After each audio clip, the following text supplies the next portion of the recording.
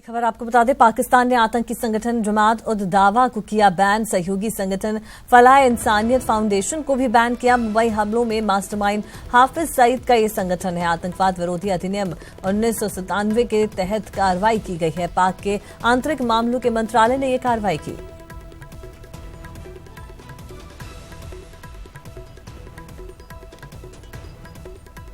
इस वक्त की बड़ी खबर आपको बता दें, पाकिस्तान ने आतंकी संगठन जमात उद दावा को बैन किया है। सहयोगी संगठन फलाह इंसानियत फाउंडेशन को भी बैन कर दिया गया है। मुंबई हमलों के मास्टरमाइंड हाफिज सईद का ये संगठन है। आतंकवाद विरोधी अधिनियम 1997 के तहत ये कार्रवाई की गई और पाक के आंतरिक मामलों के मंत्रालय ने कार्रवाई की है।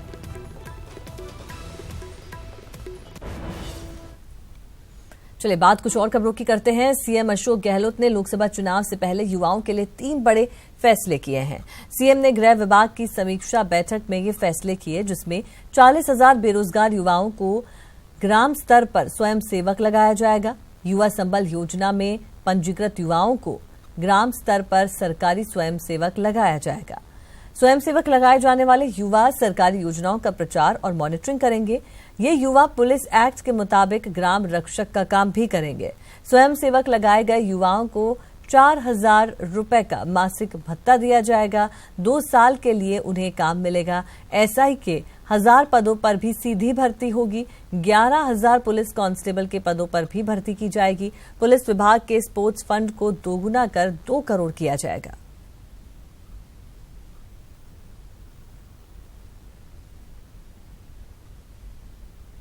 खबरों में बात करते हैं लोकसभा चुनाव की। राजस्थान में बीजेपी जहां अपना गढ़ मजबूत करने में जुट गई है, वहीं कांग्रेस मिशन 25 को साकार करने की कवायद में कोई कोर कसर नहीं छोड़ रही। कांग्रेस की आज चुनाव समितियों का भी ऐलान किया गया। सपना साकार करने में जुटी कांग्रेस, मिशन 25 में जुटे सिपह सालार। चुनाव समितियों का हुआ ऐलान। कामयाबी जीत की भूख बढ़ाती है, आगे बढ़ने की ऊर्जा देती है। तभी विधानसभा चुनाव में जीत के बाद ही मिशन 25 की कवायद में जुटी कांग्रेस ने महीनों की माथापच्ची के बाद आज अपने सिपह सालारों का ऐलान कर दिया। अविनाश पांडे को राजस्थान कोऑर्डिनेशन कमेटी का चेयरमैन, डॉक्टर रघु शर्मा को कैंपेन कमेटी का प्रमुख, महेश जोशी को प्रचार प्रसार समिति का मुखिया, गोविंद डोटासरा को मीडिया कमेटी प्रमुख और बीडी कल्ला को वित्त और प्रशासनिक कमेटी की कमान सौंपी गई है। सबका प्रतिनिधित्व और ये कमेटियां बहुत निपुणता के साथ कार्य करेंगी और जो जिस उद्देश्य से इनका गठन किया गया है उसमें बहुत ही कर्मठता के साथ कार्य करेंगे और हमारा जो लक्ष्य 25 है उसका क्रियान्वयन करेंगे। आपको बताते चले कि साल 2014 के लोकसभा चुनाव में कांग्रेस को एक भी सीट नहीं मिल पाई थी। इसलिए चुनाव समितियों के ऐलान में सभी वर्गों को साधने की कोशिश नजर आती है। Bureau report, news 18 Rajasthan. Congress Lok Sabha चुनाव के लिए पूरी तरह से तैयार है और टिकट बंटवारे को लेकर भी उसने मंथन का काम पूरा कर लिया है। ये दावा किया है प्रदेश के डिप्टी सीएम सचिन पायलट ने।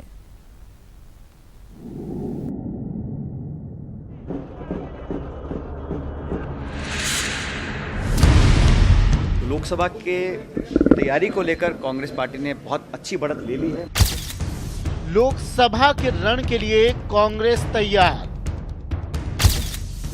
मंथन का काम पूरा, अब ऐलान की बारी। 8 मार्च को दिल्ली में होगी अहम बैठक।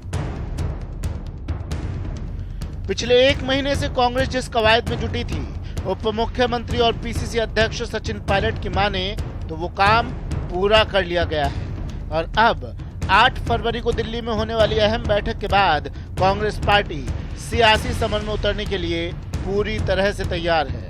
12,000 पार्टी के जो कार्यकर्ता हैं 25 लोकसभा सीटों के, उन सब के साथ लंबा विस्तारित हमने चर्चा करी है।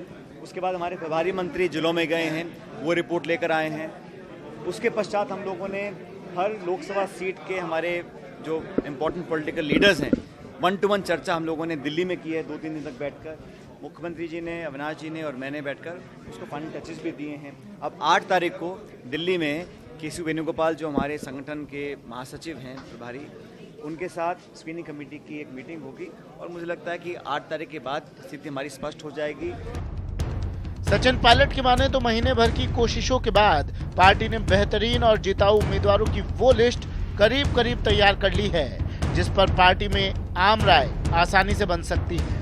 उम्मीदवारी को लेकर कोई ज़्यादा उसमें दिक्कत नहीं है। अच्छे लोग, लोकप्रिय लोग और हमारी कोशिश रहेगी कि नौजवान, महिला, फ्रेश लोगों को हम लोग मौका दें।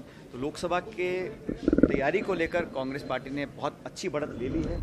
सचिन पायलट ने यह भी दावा किया कि पार्टी ने बूथ लेवल तक तैयारी कर ली है और इसी महीने कांग्रेस अध्यक्ष राहुल गांधी भी राजस्थान के सियासी रण की औपचारिक शुरुआत करेंगे।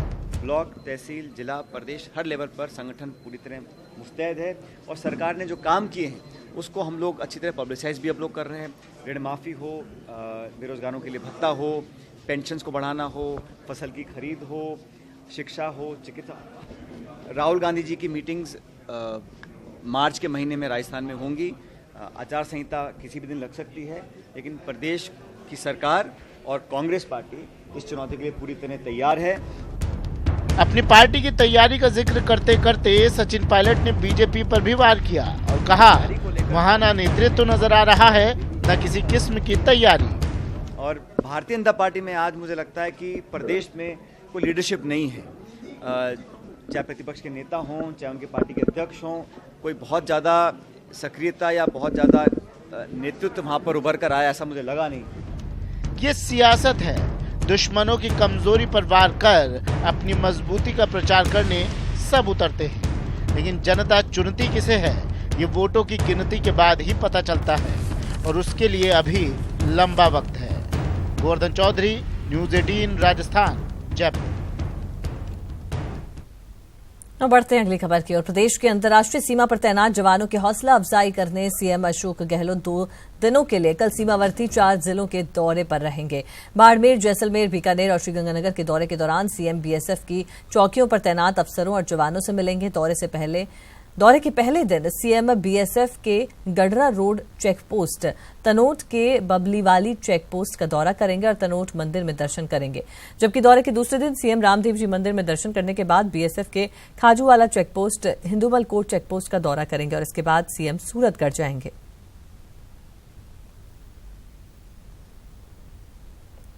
राजस्थान समेत देश भर के कामगारों को आज सामाजिक सुरक्षा का तोहफा मिला और इसके लिए केंद्र सरकार ने प्रधानमंत्री श्रम योगी मानधन योजना का शुभारंभ किया। इस योजना के तहत मजदूरों को 60 साल की उम्र में 3,000 रुपए की पेंशन मिल सकेगी।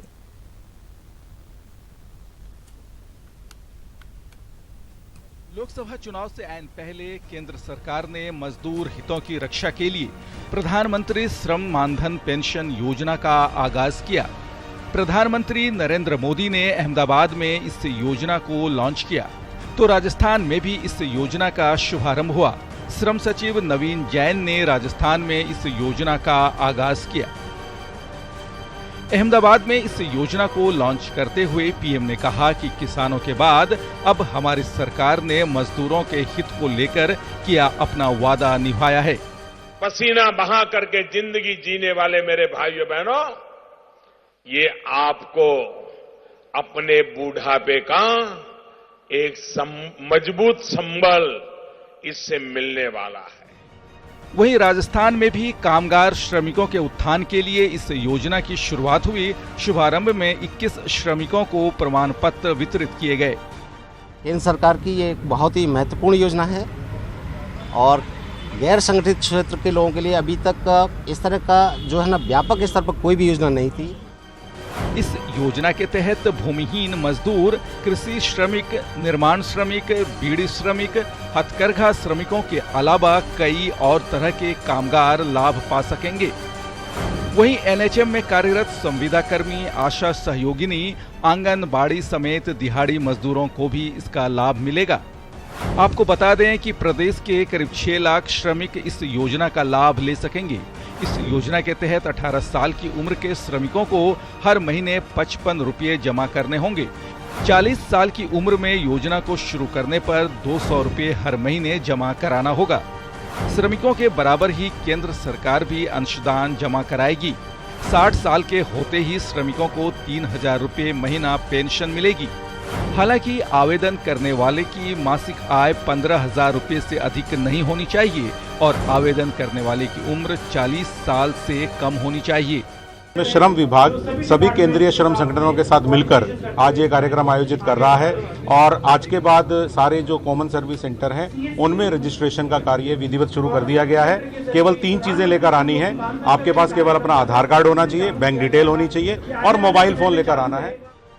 बहरहाल किसानों के बाद कामगारों की सामाजिक सुरक्षा के लिए शुरू की गई इस योजना के सियासी मकसद से भी इनकार नहीं किया जा सकता, लेकिन देखना होगा कि केंद्र सरकार का ये दांव मजदूरों के लिए और खुद बीजेपी के लिए कितना लाभकारी हो पाता है। जयपुर से न्यूज 18 के लिए लवली वधवा की रिपोर्ट।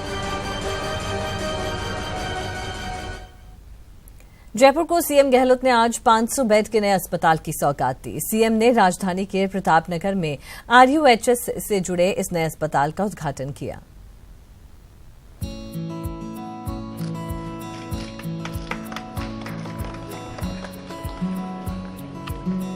राजधानी के प्रताप नगर में Rajasthan university of health science medical college से जुड़े एक नए अस्पताल का सीएम गहलोत ने उद्घाटन किया। इस अवसर पर चिकित्सा मंत्री रघु शर्मा, चिकित्सा राज्य मंत्री और RUHS के VC भी मौजूद रहे। इस मौके पर सीएम ने कहा कि RUHS में नए कोर्स शुरू होने चाहिए जो MCI के पैरामीटर पर खरा उतरे। साथ ही सीएम ने कहा कि मेडिकल कॉलेज और उससे जुड़े अस्पताल में स्थायी तौर पर चिकित्सकों की व्यवस्था होनी चाहिए। जो मापदंड होते हैं उनमें हम लोग खरे उतर सकें, क्योंकि MCI का अपना अलग अलग मिजाज है और MCI के कांड के बाद तकलीफ भी आती है। मजबूरी में भेजना पड़ता है डॉक्टरों को अस्पताल के अंदर, मेडिकल कॉलेज के अंदर MCI की इंस्पेक्शन के वक्त में टेम्परेरी, जिससे कि उनकी मान्यता बनी रही। मैं स्वास्थ्य मंत्री जी को कह रहा था ये परंपरा अच्छी नहीं। तो वहीं इस मौके पर चिकित्सा मंत्री रघु शर्मा ने इस नए अस्पताल के परिसर में देश का सबसे बड़ा स्पाइनल इंजरी सेंटर जल्द तैयार करने का ऐलान किया। साथ ही चिकित्सा मंत्री ने स्टेट कैंसर इंस्टीट्यूट के करीब करीब बनकर तैयार होने की भी जानकारी दी। अस्पताल आप देख रहे हो, इसका उद्घाटन आज गहलोत साहब के कर कमलों से हो रहा है। हिंदुस्तान में नॉर्दर्न इंडिया में स्पाइन इंजरी का सबसे बड़ा सेंटर ये जो मेरे लेफ्ट साइड में है, ये आप आने वाले 1.5 साल में गहलोत साहब के कर कमलों द्वारा ही आप देखेंगे कि स्पाइन की सर्जरी इस बगल वाली बिल्डिंग में शुरू होगी और मेरे राइट में कैंसर का मेरे ख्याल से मल्टी स्पेशलिटी, सुपर स्पेशलिटी अस्पताल राइट साइड में बनेगा। इस नए अस्पताल के बनने से जयपुर दक्षिण और इसके आसपास के जिलों के मरीजों को इसका फायदा मिलेगा, जिससे प्रदेश के सबसे बड़े सवाई मानसिंह अस्पताल पर मरीजों का भार कम होगा। न्यूज 18 राजस्थान के लिए गोवर्धन चौधरी के साथ सचिन शर्मा की रिपोर्ट। सीएम अशोक गहलोत ने जयपुर के Mahatma Gandhi university of medical sciences में cancer and super speciality centre का उद्घाटन किया। आधुनिक सुविधाओं से लैस इस सेंटर में कैंसर के मरीजों का बेहतर इलाज होगा।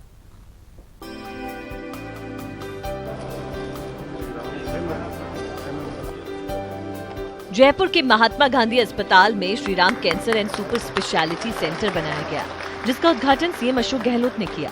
इस दौरान प्रदेश सरकार के कई मंत्रियों के साथ चिकित्सा क्षेत्र के कई दिग्गज भी मौजूद रहे। आधुनिक सुविधाओं से लैस 300 बेड के सुपर स्पेशलिटी सेंटर में कैंसर के मरीजों का इंटरनेशनल लेवल का इलाज होगा। इस मौके पर सीएम गहलोत ने कहा कि प्राइवेट सेक्टर को रेगुलेट करने के लिए सरकार प्राधिकरण बनाने पर विचार कर रही है। साथ ही उन्होंने कहा कि 19 साल पहले हमारी सरकार ने प्राइवेट सेक्टर में यूनिवर्सिटी और कॉलेज खोलने का फैसला लिया था, जिसका फायदा आज प्रदेश के लोगों को मिल रहा है। पढ़ने कॉलेज आनी चाहिए। उसके पहले दुर्भाग्य थे, पूरे हमारे साथी नौजवान महाराष्ट्र में, कर्नाटका में, अन्य राज्यों में जाते थे। तो एक फैसला करने का कितना इम्पैक्ट पड़ता है, उसका जीता जागता उदाहरण ये है कि आज हम यहाँ बैठे हैं और मीटिंग कर रहे हैं। अगर वो फैसला नहीं होता कि प्राइवेट सेक्टर को अलाउ करो, तो ना तो डॉक्टर स्वर्णकार जी ना अन्य साथी कॉलेज बना पाते। एक फैसले से तकदीर बदलती है, एक फैसले से विकास का मार्ग प्रशस्त होता है। जन कल्याणकारी योजना। तो वहीं सुपर स्पेशलिटी सेंटर के उद्घाटन के मौके पर चिकित्सा मंत्री डॉक्टर रघु शर्मा ने प्रदेश सरकार की निःशुल्क दवा योजना पर सियासत को लेकर विपक्षी दलों पर हमला बोला। जब इम्प्लीमेंट करने आप जाएंगे तो ये बहुत डिफिकल्ट टास्क है, क्योंकि हमारे विरोधी लोगों ने चुनाव जीतने की गरज से यहाँ तक कह दिया कि तो जहर बेच रहे हैं, हम जहर दे रहे हैं दवाओं के नाम पे। ये अपराध है जो राजनीति के लिए लोगों ने किया है, लेकिन उस अपराध का जवाब प्रदेश की जनता दे रही है। कितने लोग लाभान्वित हो रहे हैं, ये कभी सोचा नहीं राजनीति करने वालों ने। बहरहाल Shriram cancer and super speciality centre में oncology, onco surgery, radiation therapy, immunotherapy और मॉलिक्यूलर थेरेपी के जरिए कैंसर के इलाज की सुविधा शुरू की गई है। I as a doctor was witness to the facilities, both diagnostic and therapeutics, here and in the country that time and now also, was quite upset and unsatisfied. Neither they were of expected standards of medical care nor affordable to the majority of our people. That day onwards, we decided to come up with the Center of Excellence in Cancer Care, which should be best in all aspects of medical care. इस आधुनिक Shriram cancer and super speciality centre के शुरू होने से प्रदेश के cancer मरीजों को यहां बेहतर इलाज मिल पाएगा, जिससे अब इलाज के लिए दूसरे प्रदेश का रुख नहीं करना पड़ेगा। न्यूज़ 18 के लिए सचिन शर्मा के साथ दिनेश शर्मा की रिपोर्ट। वहीं गहलोत सरकार ने छात्रों को बड़ा तोहफा दिया है। सीएम ने अपने जन घोषणा पत्र में कॉलेज और विश्वविद्यालयों में निःशुल्क शिक्षा देने की घोषणा की है, जिसको लेकर शिक्षा विभाग के ग्रुप 3 ने आधिकारिक आदेश जारी कर दिए हैं और इसके अलावा छात्राओं के प्रवेश के समय लिए जाने वाले राजकीय निधि कोष की राशि को माफ कर दिया गया है।